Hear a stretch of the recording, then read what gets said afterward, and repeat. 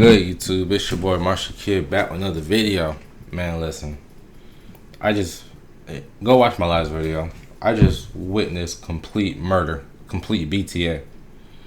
Like, it wasn't even close, it wasn't even a game. But man, we got here with a more, my bad, we're here with a more informational video. Have the Warriors become the NBA's biggest do or die nightmare? Shout out to Mike Crozemba. Let's get into it, man. We ain't got nothing else to say. What happens when you get thrown to the ground, but your teammate does not have your back? The Warriors come up with the defense. That's a 10 foul and more. They're trying to set the tone here. Draymond played peacekeeper here for the first time in his life, but why? Well, you are watching a team on the brink of chaos. Before Jimmy Butler, Golden State had a losing record. Even with Jimmy, once Steph was injured, the Warriors lost 4 straight games in the second round of the playoffs. But it gets even worse, because recently, Jonathan Kuminga blew off a private Jimmy Butler Warriors training camp. He also blew off the NBA's official media day, but somehow, Golden State does not have the most chaotic situation among title contenders. So today, that's what we're looking into. The NBA's 3 biggest make or break teams in the Warriors, Lakers, and Knicks. If things go right for these guys, they could end the year lifting a trophy to the sky. If they go wrong, we'll have arguments, fights, and ultimately massive trades. And so, do the Golden State Warriors still have any chance of a title? The Oklahoma City Thunder are young and just won the NBA championship with a 68-win regular season, tied for 5th best of all time. They look unbeatable. I didn't know it was that many. Remember that fresh off of a title in 2016, the Warriors also looked unbeatable after winning 73 games before LeBron James ruined their dreams. Blocked by James! So really, we need to remember just how drastically Jimmy Butler changed Golden State last season.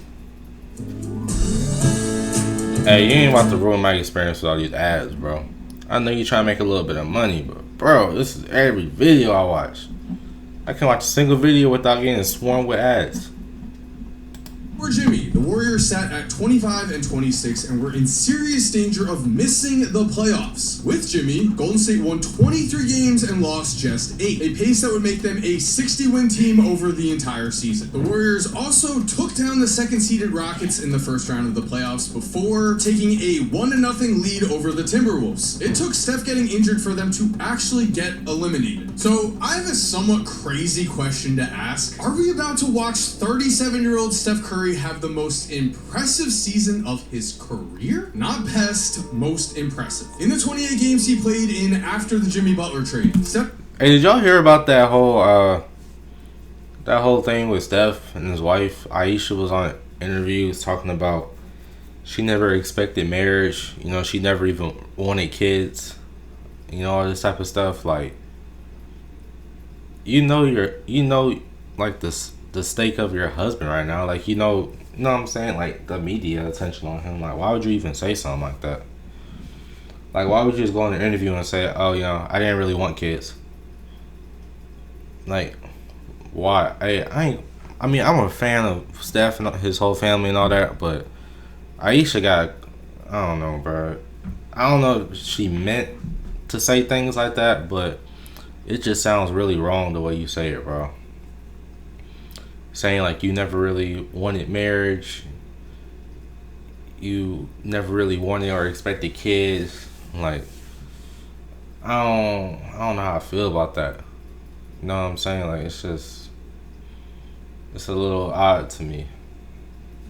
Curry averaged 27.3 points, 5.8 assists, and 4.3 I'll be hot game as the trade if she said something like that about me and I was her husband. Being real. Said that this summer, Steph has gotten even better. Quote, his first step quickness and explosiveness is the fastest that it's ever been, if not faster. Steph is also stronger than we've ever seen him. The only thing holding him back last year was his playoff injury. Steph has been working tirelessly to avoid that type of injury this year. I think Lil Wayne actually put it best with this. Right now, you count Steph out is like how you can feel when you count Brady out. Every time I'm ready to say, yeah, Steph's starting to go, they want to be right there in the finals. But Steph needs help. ESPN just ranked Jimmy Butler as the 18th best player in the league. And remember, Jimmy Butler is starving for an NBA championship. His mindset is a breath of fresh air for a dynasty team like Golden State. They have a man looking to cement his NBA legacy. But guys, before we continue, I'm very excited to say, again, at C. In order to get that ring, the Warriors will need their role players to step up. Draymond Green has continued to provide dependable defense and playmaking at a high level. The Warriors just added Al Horford to the mix, giving them that's a big move, bro. I love that move. And even more high basketball IQ play. But at the end of the day, the play of two X factors might decide the Warriors' fate. Jonathan Kuminga. Not gonna lie, that's split action, bro. With Steph, Al Horford, and let's just say Draymond is probably going to be in that split action a lot. No, actually, Draymond will be on the ball. I'll say the split action would be between Steph, Horford, and we'll say either Jimmy or I'm trying to think of the whole roster real quick. Or I could see Kuminga. Basically, split action is when you set in the off-ball screens, one person comes to the ball, one person fades, and one person cuts. For the most part, that's what a split action is. You can do split action with more than two people, you know what I'm saying? That's why I gave all the options. But even if it's two people, one cuts to the rim, one fades out to the perimeter. Long story short. That split action would go crazy. Like imagine Kuminga or Jimmy cutting to the basket off the double screen. Al setting the flip screen for Steph, and then he fades. That action gonna be crazy, bro.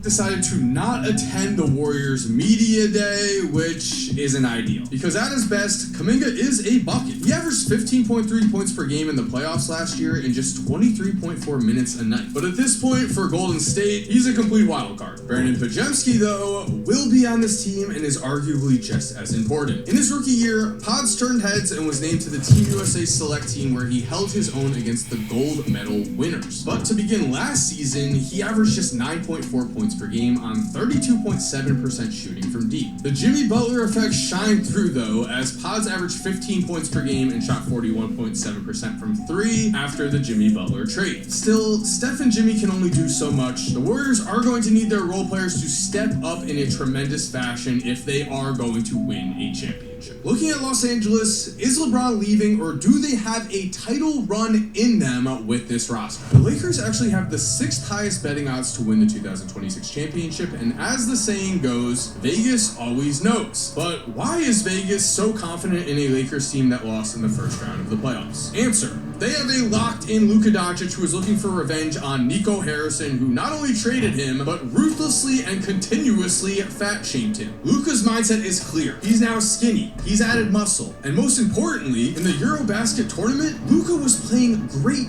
defense. Who now wants to go Doncic. Goes to a crossover to get another block by Luka. I honestly didn't watch him in the EuroLeague. I heard he was playing really good. Luka not only led the Eurobasket tournament in steals, he was also nominated for the... But then again, just keeping it 100, that is a different game.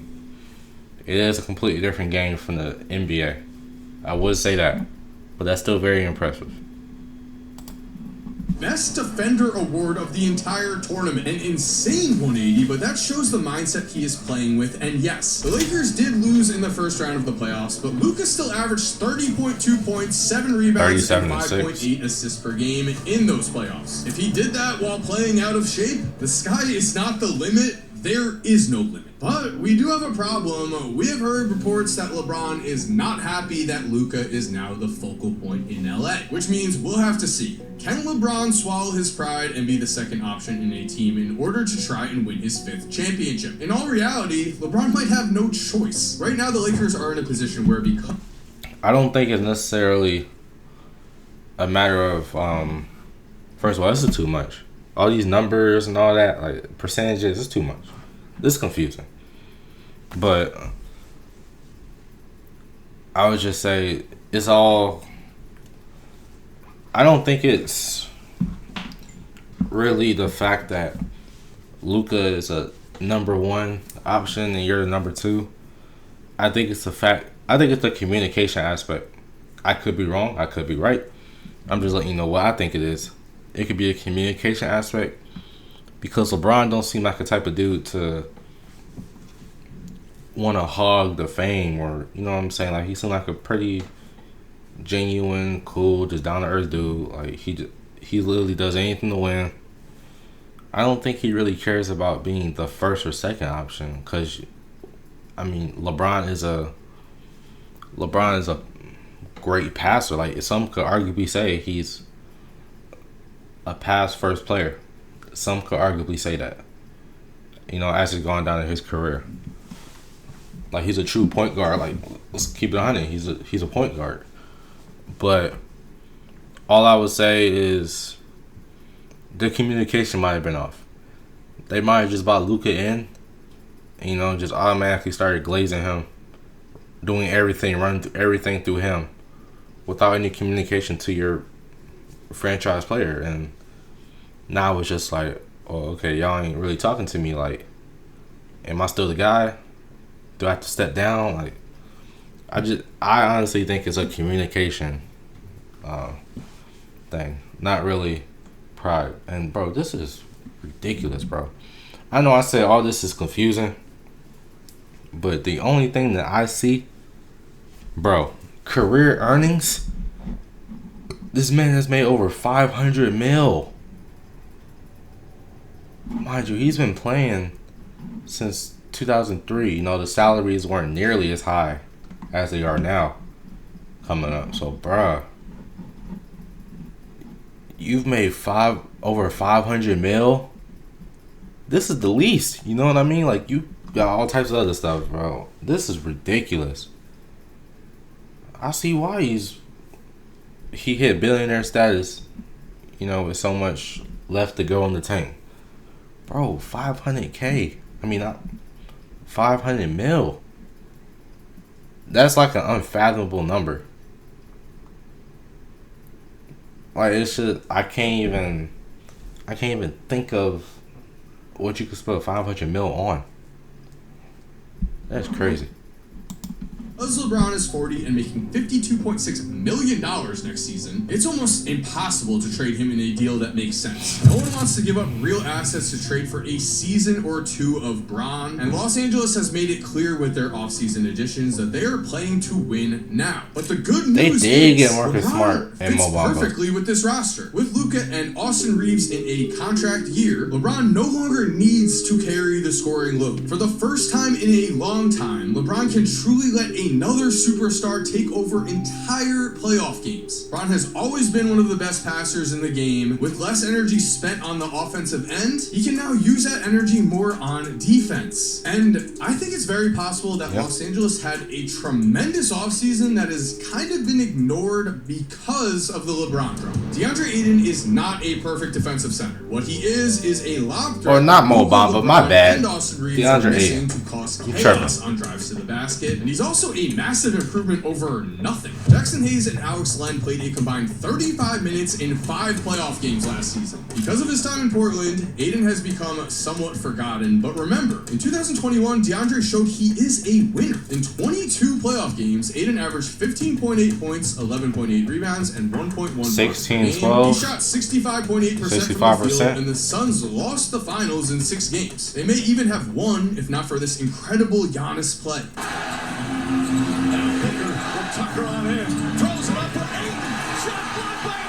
That's just a crazy play. DeAndre recently said, cut off the ball handler and get the block from behind or behind you. I want to win right now as well and just be part of a winning legacy and be around winners. DeAndre's been humbled. He's learned what matters. LA has also brought in Marcus Smart, who was the 2022 Defensive Player of the Year. He is going to help balance out the perimeter defense Austin Reeves and Luka lack. And overall in the NBA, playoff series can often come down to who has the best player on the court. With both Luka and LeBron, the Lakers have a two-man duo they would put up against anyone else in the league. They at least believe that they will be right there in the title picture. Finishing up,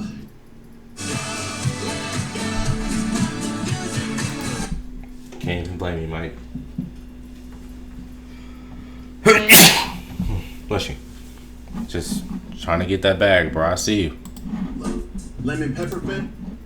can the Knicks take advantage of key injuries in the East to make their first NBA Finals since 1999? Last season, the Knicks reached the Eastern Conference Finals before Tyrese Halliburton and the Pacers bounced them in 6 games. In 2024, the Knicks also lost to the Pacers in the second round of the playoffs, then watched as the Celtics swept the Pacers and went on to win the 2024 championship. Now, both Hallie and Jason Tatum have suffered serious injuries, and the door is wide open for New York to take advantage. If they are going to win a championship, That is crazy. They're out for this whole season, aren't they?